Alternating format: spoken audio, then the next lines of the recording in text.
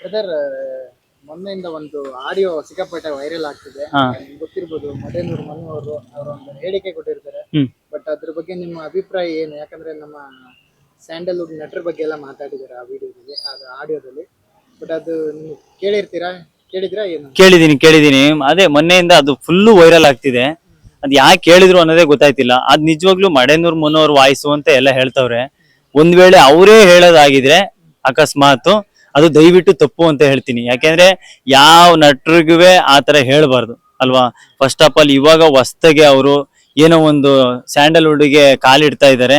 ಅವರು ಲೆಜೆಂಡ್ಗಳು, ಅವು ಲೆಜೆಂಡ್ ತನಕ ಮಾತಾಡೋವಷ್ಟು ಅವ್ರು ಬೆಳೆದಿಲ್ಲ ಅನ್ಸುತ್ತೆ ನನ್ನ ಪ್ರಕಾರ. ಯಾಕೆ ಅಂದ್ರೆ ಲೆಜೆಂಡ್ ಅದ್ರಲ್ಲೂ ಶಿವಣ್ಣ ಅಂದ್ರೆ ನಿಮಗೆ ಗೊತ್ತು, ಸ್ಯಾಂಡಲ್ವುಡ್ ಲೆಜೆಂಡ್ ಅವರು. ಆ ಶಿವಣ್ಣ ಅವರು ದೊಡ್ಡ ಮನೆ ತನಕ ಮಾತಾಡಿದ್ದಾರೆ ಅಂದ್ರೆ ಪಾಪ ಯಪ್ಪ ಇವಾಗ್ಲೂ ಅವ್ರ ಕ್ರೇಜ್ ನ ಬೀಟ್ ಮಾಡಕ್ ಆಗಲ್ಲ. ಅಂತದ್ರಲ್ಲಿ ಆ ಯಪ್ಪ ಬೇಗ ಅದು ಸಾವು ಅದೆಲ್ಲ ಮಾತಾಡೋದು ತುಂಬಾ ಇದು. ಅವರು ಸಾವನ್ನ ಗೆದ್ದು ಬಂದಿದ್ದಾರೆ. ಆ ಫಾರಿನ್ ಅಲ್ಲೆಲ್ಲ ಟ್ರೀಟ್ಮೆಂಟ್ ತಗೊಂಡು ಆ ಯಪ್ಪ ಗೆದ್ಬಿಟ್ಟು ಬಂದಿದ್ದಾರೆ. ಅಂತದ್ರಲ್ಲಿ ಒಂದು ವ್ಯಕ್ತಿಗೆ ಸಾವನ್ನ ಬಯಸೋದು.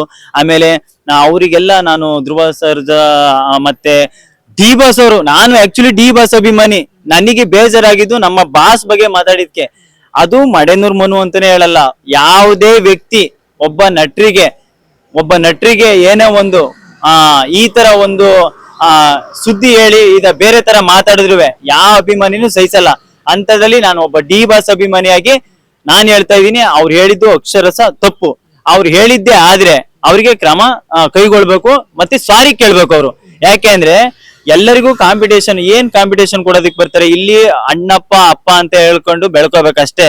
ಅವರಿಗೆಲ್ಲ 25 ವರ್ಷದಿಂದ ಸಾಮ್ರಾಜ್ಯ ಕಟ್ಕೊಂಡಿರೋರಿಗೆ ಕಾಂಪಿಟೇಷನ್ ಕೊಡ್ತೀನಿ ಅಂತ ಬಂದವರೆಲ್ಲ ಎಗರ್ಕೋಬಿಟ್ಟಿದ್ದಾರೆ. ಅರ್ಥ ಆಯ್ತಾ ನಾನ್ ಹೇಳ್ತಾ ಇರೋದು? ಇದು ತುಂಬಾ ತಪ್ಪು ಆ ಹೇಳಿಕೆ. ನಿಜವಾಗ್ಲೂ ಅವ್ರು ಹೇಳಿದ್ದೇ ಆಗಿದ್ರೆ ಕ್ಷಮೆ ಕೇಳಲೇಬೇಕು. ಅವರು ಅಂತಲ್ಲ, ಯಾವುದೇ ವ್ಯಕ್ತಿ ಹೇಳ್ಬಾರ್ದು. ಒಬ್ಬ ನಟರಿಗೆ ಕಂಪ್ಯಾರಿಸನ್ ಮಾಡಬಾರ್ದು. ಅವ್ರದಿತ್ತ ಮೂವಿ ಅವ್ರದ್ದು ಮಾತ್ರ ಅಷ್ಟು ಮಾತ್ರ ಇದ್ ಮಾಡ್ಕೋಬೇಕು ಅಷ್ಟೇ. ಇದು ಸ್ಯಾಂಡಲ್ವುಡ್ ಒಡೆಯ ಅಂತ ಇದು ಕೆಲಸ. ಅರ್ಥ ಆಯ್ತಾ? ಇದು ಹೇಳಿಕೆ ಎಷ್ಟು ಸ್ಯಾಂಡಲ್ವುಡ್ ಅಲ್ಲಿ ನ್ಯೂಸ್ ಕ್ರಿಯೇಟ್ ಮಾಡಿದೆ ಅಂದ್ರೆ ನಾಳೆ ಅವರು ಇಂಡಸ್ಟ್ರಿಲಿ ಇರ್ಬೇಕಾ ಇರಬಾರ್ದ ಅನ್ನೋದು ಡಿಸೈಡ್ ಆಗುತ್ತೆ. ಸೊ ಅದಕ್ಕೆ ನಾನ್ ಟೋಟಲಿ ಹೇಳೋದಷ್ಟೇ, ಎಲ್ಲಾ ಫ್ಯಾನ್ಸ್ಗೂ ನಾನು ಹೇಳ್ತಾ ಇದ್ದೀನಿ, ಎಲ್ಲಾ ಫ್ಯಾನ್ಸ್ಗೂ ಅಲ್ಲ ನೆಟ್ರಿಗೂ ಹೇಳ್ತಾ ಇದ್ದೀನಿ, ಯಾರಿಗೂ ಕಂಪ್ಯಾರಿಸನ್ ಮಾಡಕ್ ಹೋಗ್ಬೇಡಿ. ನಾನು ಹೇಳ್ತಾ ಇದೀನಲ್ವಾ, ಸುಮ್ನೆ ತಂದಿಕ್ಕಿ ತಮಾಷೆ ನೋಡೋದಾಗುತ್ತೆ. ಆ ತರ ಹೇಳ್ತೀನಿ. ಅಂದ್ರೆ ಅವರು ಕಾಮಿಡಿ ಕಿಲಾಡಿಯಲ್ಲಿ ಅವ್ರನ್ನ ನೋಡಿರ್ತೀರಿ, ಅದ್ರಲ್ಲಿ ಏನೇ ಅವ್ರ ಹೆಸರು ಮಾಡಿರ್ಬೋದು. ಬಟ್ ಸಿನಿಮಾ ಅಂತ ಬಂದಾಗ ಅವ್ರದ್ದು ಮೊದಲನೇ ಸಿನಿಮಾ ಇದು. ಬಟ್ ಮೊದಲನೇ ಸಿನಿಮಾಕ್ಕೆ ಇಷ್ಟೊಂದು ದುರಹಂಕಾರ ಅಂತ ಮಾತು ಕೇಳಿ ಬರ್ತಿದೆ. ಬಟ್ ಕಾಂಪಿಟೇಷನ್ ಕೊಡ್ತೀನಿ, ಅವ್ರನ್ನ ಸೈಡ್ ಹಾಕಿ ಹೋಗ್ತೀನಿ, ಅವ್ರದ್ದಾಯ್ತು ಮುಗೀತು, ಅದು ಮುಗೀತು, ಇದು. ಬಟ್ ಈ ತರ ದುರಹಂಕಾರಗಳು ಮಾತು ಬೇಕಿತ್ತ ಅನ್ನುವಂತ ವಿಚಾರ. ಇದು ನಿಜವಾಗ್ಲೂ ಒಂದ್ ಲೆಕ್ಕದಲ್ಲಿ ಹೋದ್ರೆ ದುರಹಂಕಾರದ ಮಾತೆ ಅಲ್ವಾ. ಯಾರ್ಯಾರಿಗೆ ಕಾಂಪಿಟೇಷನ್ ಕೊಡೋದಿಕ್ ಆಗಲ್ಲ. ಇವಾಗ ಇಂಡಸ್ಟ್ರಿ ಅನ್ನೋದೇ ಕಾಂಪಿಟೇಷನ್. ನಾವು ಕಾಂಪಿಟೇಷನ್ ಮಾಡ್ಬೇಕಾಗಿರೋದು ಬೇರೆ ಇಂಡಸ್ಟ್ರಿಗೆ ಕಾಂಪಿಟೇಷನ್ ಮಾಡ್ಬೇಕೇ ಹೊರ್ತು ಇಲ್ಲಿ ನಮ್ಮಲ್ಲಿ ನಮ್ ನಟರಿಗೆ ಯಾರಿಗೂ, ಅದ್ರಲ್ಲೂ ಲೆಜೆಂಡ್ ದೊಡ್ಡ ಮನೆಯವ್ರಿಗೆ ಕಾಂಪಿಟೇಷನ್ ಮಾಡೋದಿಕ್ಕಾಗುತ್ತಾ? ಯಾವುದೇ ಕಾರಣಕ್ಕೂ ಇಲ್ಲ. ದೊಡ್ಡ ಮನೆನೆ. ಅರ್ಥ ಆಯ್ತಾ? ನಾವು ಇಲ್ಲಿ ಸಣ್ಣ ಪುಟ್ಟ ಕಲಾವಿದ್ರು ನಾವು ಬೆಳಿಬೇಕು. ನಾವು ಕನ್ನಡಿಗರನ್ನ ಪ್ರೋತ್ಸಾಹಿಸಿ ಅವ್ರನ್ನ ಪ್ರೀತಿ ಗಳಿಸ್ಕೋಬೇಕೇ ಹೊರ್ತು ನಾವು ಅವ್ರಿಗೆ ಕಾಂಪಿಟೇಷನ್ ಕೊಟ್ಬಿಟ್ಟು ನಾನು ಹುಲಿ ತರ ಬರ್ತೀನಿ, ನಾನು ಸಿಂಹ, ನಾವು ಒನ್ ಮ್ಯಾನ್ ಆರ್ಮಿ ಅಂತ ಅಂದವರೆಲ್ಲ ಎಂತದೋ ದಿಕ್ಕಾಪಾಲಾಗಿದ್ದಾರೆ. ಅರ್ಥ ಆಯ್ತಾ? ಕನ್ನಡಿಗರು ನೀವ್ ಹೇಳೋ ಒಂದು ಮಾತು ಒಂದೊಂದು ಅಭಿಮಾನಿಗಳನ್ನು ಕಳ್ಕೊಳ್ತೀರಾ. ನೀವು ಕಾಮಿಡಿ ಕಿಲಾಡಿಗಳಲ್ಲಿ ಎಷ್ಟೇ ಸಂಪಾದನೆ ಮಾಡಿದ್ರು, ಇವಾಗ ನೀವು ಏನ್ ಸಂಪಾದನೆ ಮಾಡಿದಿರಾ? ನೀವ್ ಇಂಡಸ್ಟ್ರಿಲಿ ಒಂದು ಒಗ್ಗಟ್ಟನೆ ನೀವು ಸಂಪಾದನೆ ಮಾಡಕ್ಕಾಯ್ತಿಲ್ಲ. ಎಲ್ಲಾ ಫ್ಯಾನ್ಸ್ ಹಾಕೊಂಡು ರೊಚ್ಚಿಗೆದ್ದಿದ್ದಾರೆ. ಅರ್ಥ ಆಯ್ತಾ? ಇದು ಹೇಳಿಕೆ ತಪ್ಪು ನನ್ನ ಪ್ರಕಾರ. ದಯವಿಟ್ಟು ನೀವು ಕ್ಷಮೆ ಕೇಳ್ಬೇಕು. ಅದು ನಿಮ್ದೇ ವಾಯ್ಸು ಅನ್ನೋದ್ರೆ ದಯವಿಟ್ಟು ಕ್ಷಮೆ ಕೇಳ್ಬೇಕು.